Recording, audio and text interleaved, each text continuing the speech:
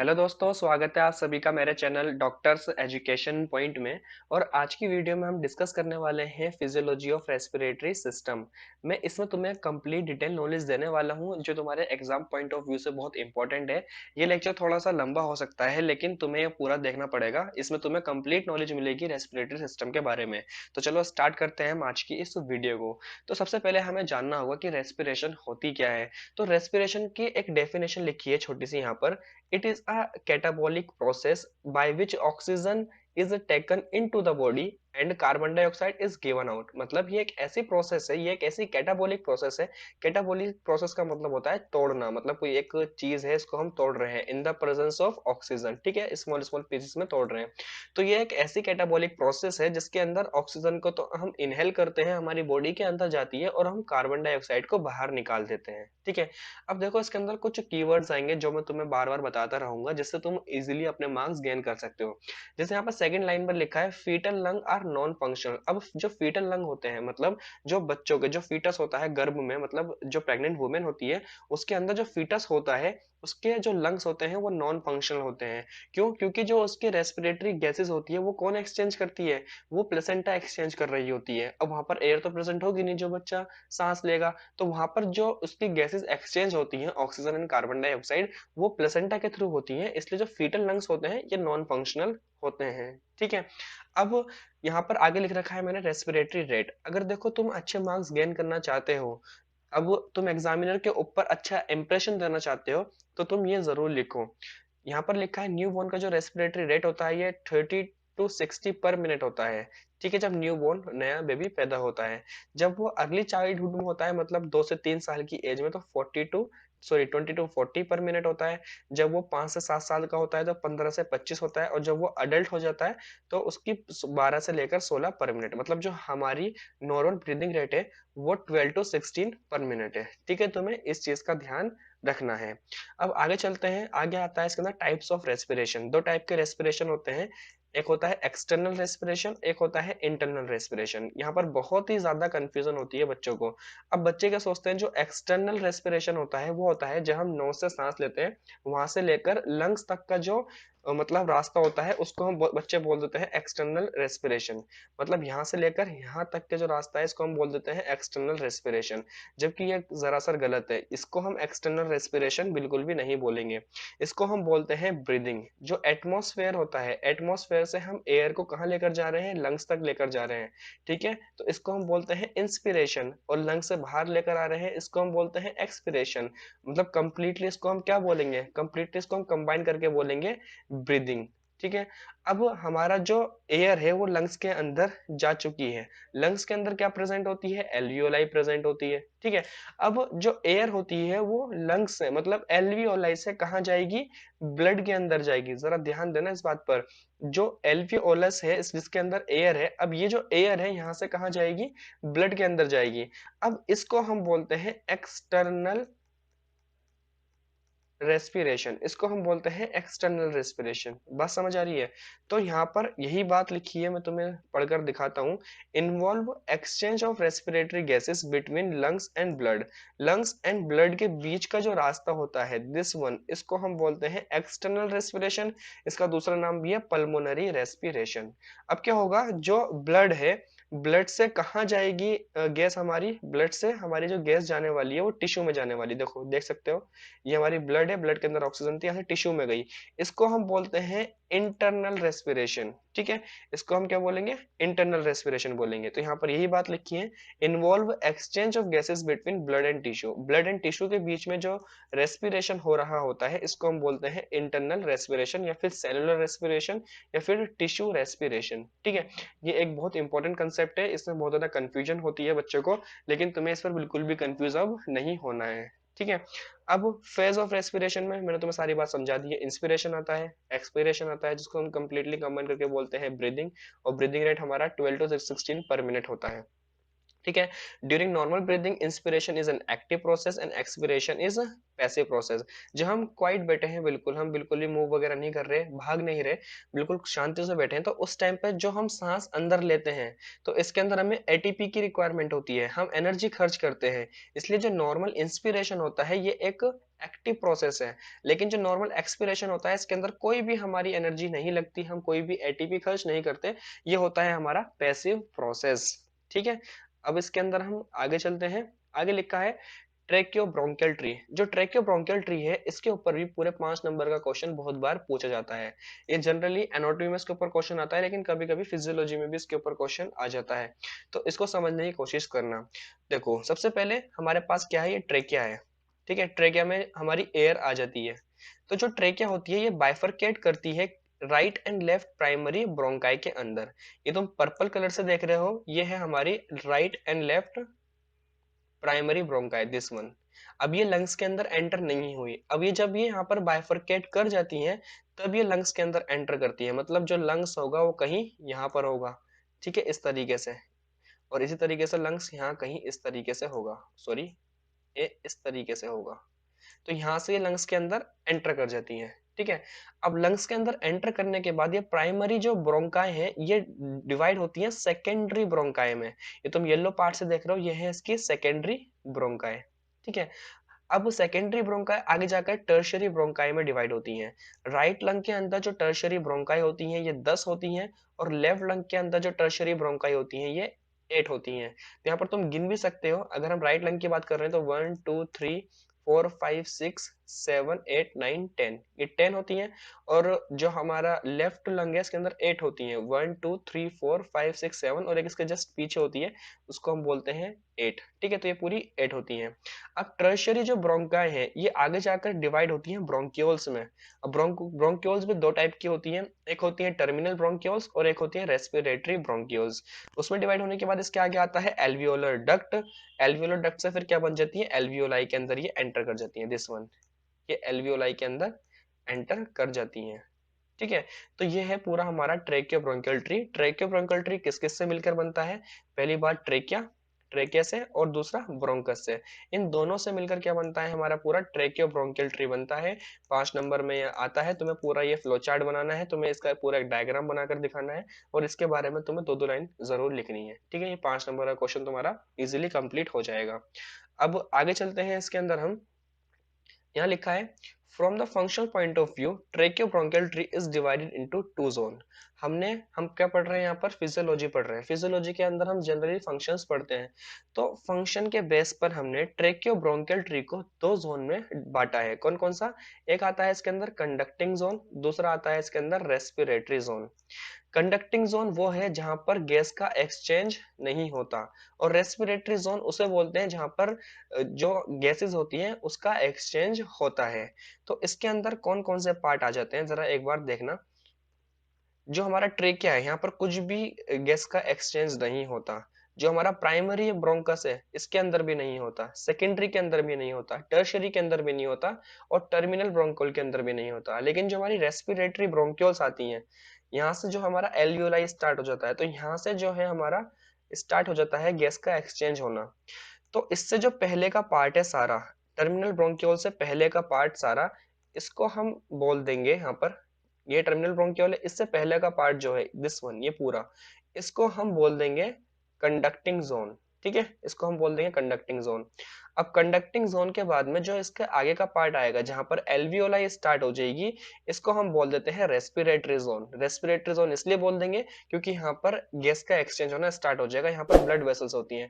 तुम देख रहे होंगे यहाँ पर रेड कलर की कैपिलरीज, मतलब जो आर्टरी है, और ब्लू कलर में जो दिख रही है ये सारी वेन्स है, ये एल्वियोलस के ऊपर लग रही है। इसका मतलब क्या है कि यहाँ पर एक्सचेंज हो रहा होता है गैसेस का। ठीक है, तो फंक्शनल पॉइंट ऑफ व्यू से हमने ट्रैकियोब्रोंकियल ट्री को 2 पार्ट में डिवाइड किया है, एक कंडक्टिंग जोन में और एक रेस्पिरेटरी जोन में। तो जो कंडक्टिंग जोन है जहां पर गैस का एक्सचेंज नहीं होता, उसको हम डेड स्पेस भी कहते हैं। और डेड स्पेस कितनी एयर अपने अंदर ट्रैप कर लेता है, 150 ml।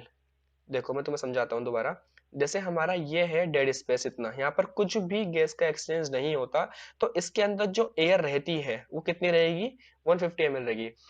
तुमने सुना होगा टाइडल वॉल्यूम के बारे में। टाइडल वॉल्यूम होती है कि हम कितना सांस ले रहे हैं एक ब्रीदिंग में, मतलब एक इंस्पिरेशन में हम कितना सांस ले रहे हैं, अंदर कितने एमएल ले रहे हैं।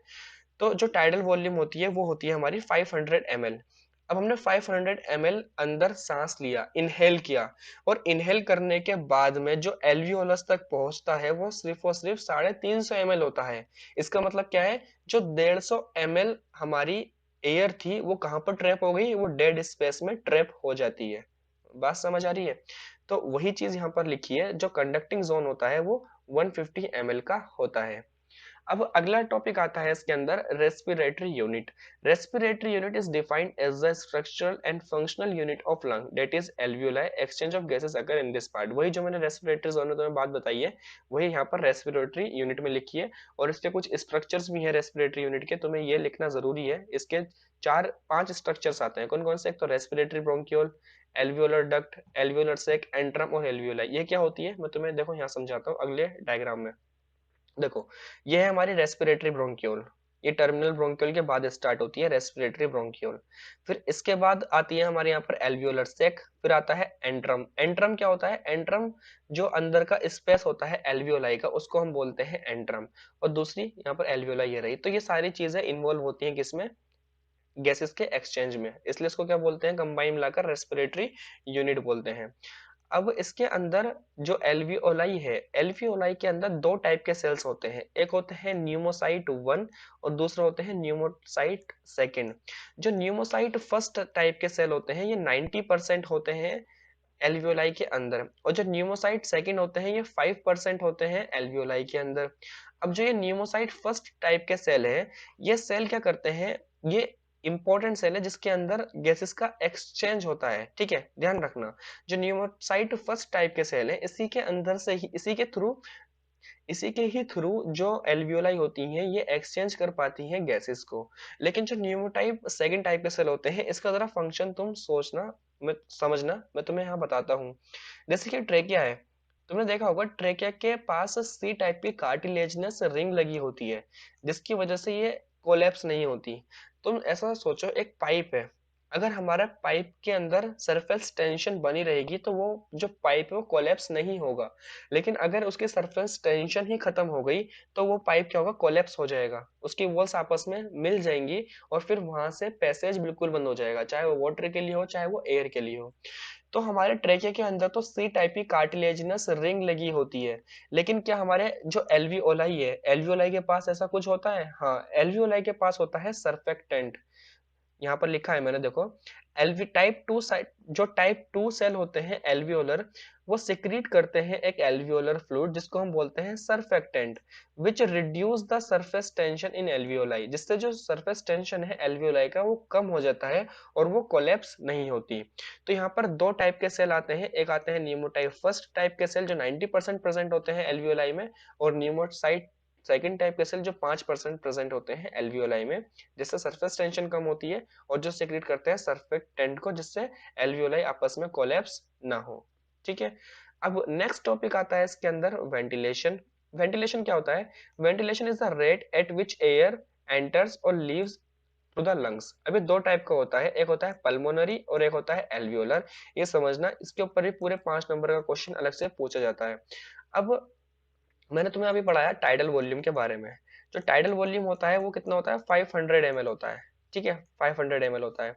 अब पल्मोनरी वेंटिलेशन क्या होता है? पल्मोनरी वेंटिलेशन यही होता है कि जो हम सांस ले रहे हैं वो कितना ले रहे हैं in a unit of time. In a unit of time का मतलब होता है ओनली 1 मिनट, मतलब एक ब्रीदिंग में हम कितना टाइम ले रहे हैं, इसी को हम बोलते हैं पल्मोनरी वेंटिलेशन, ठीक है।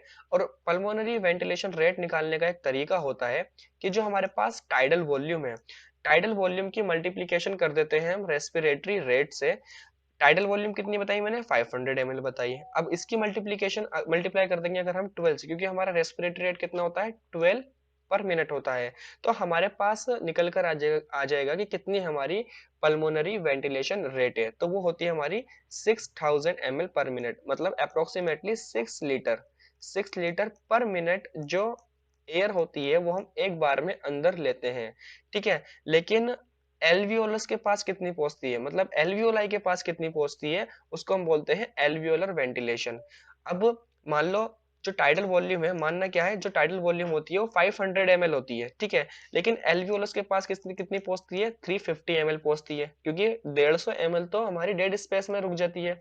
तो 350 की अगर हम मल्टीप्लाई करेंगे 12 से, तो हमारे पास आंसर आएगा 4200 ml, यानी कि अप्रोक्सीमेटली 4.2 लीटर पर मिनट जो एल्वियोलस है उसके पास गैस पहुंचती है, कितनी, लगभग 4.2 लीटर एक मिनट में। बात समझ आ रही है। हम एयर कितनी इनटेक कर रहे हैं पर मिनट, 6000 ml, और एल्वियोलस के पास कितनी पहुंच रही है, 4200 ml, ठीक है। फिर उसके बाद यहाँ पर फिर से वही टॉपिक आ जाता है, डेड स्पेस। डेड स्पेस की यहाँ पर डेफिनेशन दे रखी है और कुछ नहीं है। हम आगे चलते हैं इसके अंदर। तो अब आगे हम बात करने वाले हैं मैकेनिज्म ऑफ ब्रीदिंग के बारे में। जैसा तुम्हें पता है ब्रीदिंग के अंदर दो फेज होते हैं, एक इंस्पिरेशन और दूसरा एक्सपिरेशन। इंस्पिरेशन में हम क्या करते हैं, जो एटमॉस्फेरिक एयर होती है इसको अंदर लेते हैं, और एक्सपिरेशन में हम क्या करते हैं, जो एल्वियोलर एयर होती है इसको हम रिलीज आउट कर देते हैं। तो अब ये किस तरीके से होता है, इसका क्या प्रोसीजर होता है, इसका क्या मैकेनिज्म है, इसके बारे में हम जानने वाले हैं। तो देखो होता क्या है, जो हमारा डायाफ्राम होता है इस तरीके से, इसके ऊपर हमारे लंग्स क्या कर रहे होते हैं, रेस्ट कर रहे होते हैं। ये हमारे लंग्स है, इस तरीके से मैं बना देता हूँ। ये हमारे लंग्स क्या कर रहे होते हैं, इसके पास रेस्ट कर रहे होते हैं। ये राइट लंग है हमारा, ये लेफ्ट लंग है। तो जो ये डायफ्राम की मसल होती है उसका नाम होता है फेनिक मसल। तुम्हें एक इसकी मसल का नाम याद रखना है, फेनिक मसल होती है, ठीक है। दूसरा जो हमारे रिब्स होते हैं, तुम्हें पता है जो लंग्स होता है वो रिब केस के अंदर प्रेजेंट होते हैं। देखो यहाँ देख सकते हो तुम, ये रिब केस है, और इस रिब केस के अंदर ही क्या होते हैं, हमारे लंग्स प्रेजेंट होते हैं, ठीक है। इस तरीके से देखो, ये रहे, ये रिब केस के अंदर हमारे लंग्स प्रेजेंट होते हैं। अब इसके अंदर जो मसल होती है रिब के बीच में, उसका नाम है external and internal intercostal muscle, ठीक है। मतलब दो टाइप की मसल होती है, एक होती है एक्सटर्नल इंटरकोस्टल मसल, दूसरी होती है इंटरनल इंटरकोस्टल मसल। एक मैंने तुम्हें मसल बता दी फेनिक मसल, दूसरी हो गई एक्सटर्नल इंटरनल कोस्टल मसल, ठीक है। तुम्हें ये चीज याद रखनी है। अब आगे देखो जरा इसके अंदर। अब हम बात करते हैं एटमॉस्फेरिक प्रेशर की।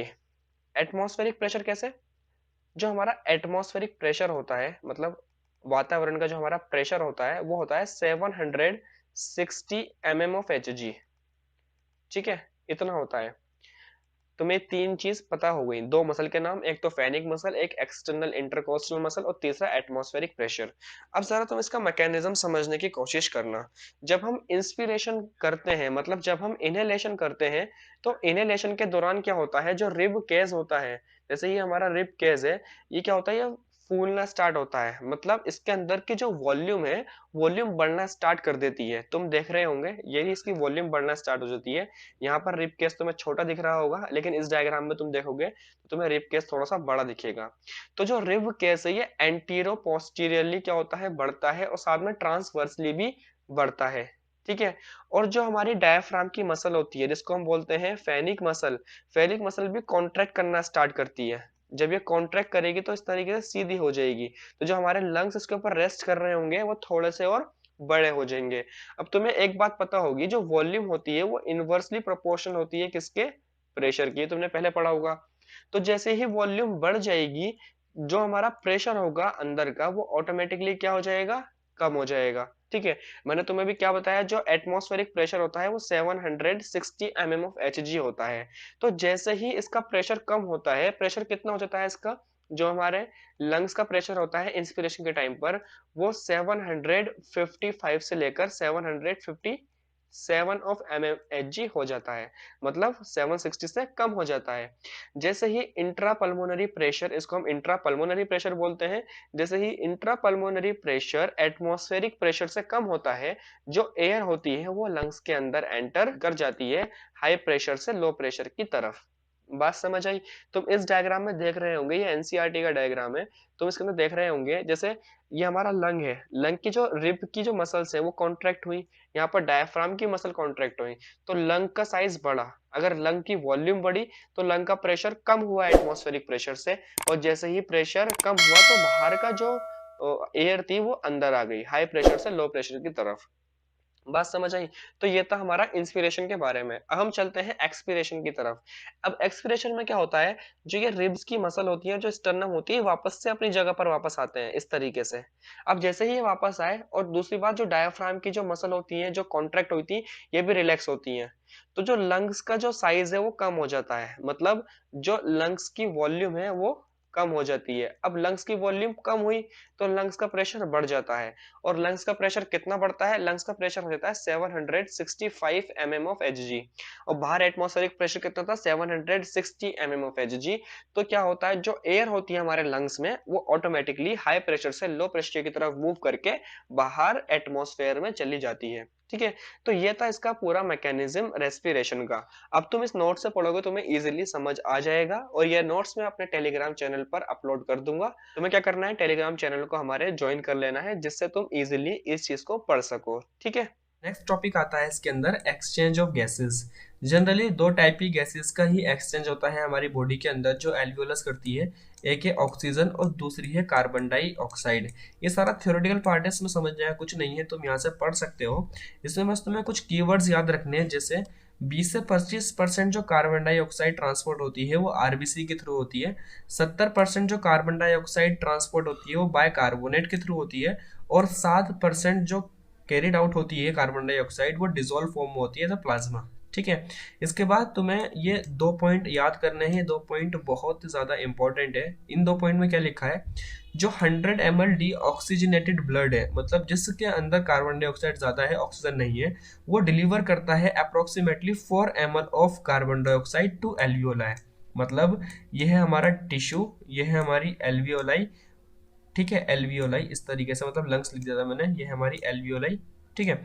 तो जो 100 ml ऑफ डीऑक्सीजनेटेड ब्लड है वो टिश्यू से लेकर एल्वियोलाई तक लगभग 4 ml ऑक्सीजन कार्बन डाइऑक्साइड को लेकर आ जाता है। बात समझ आ रही है?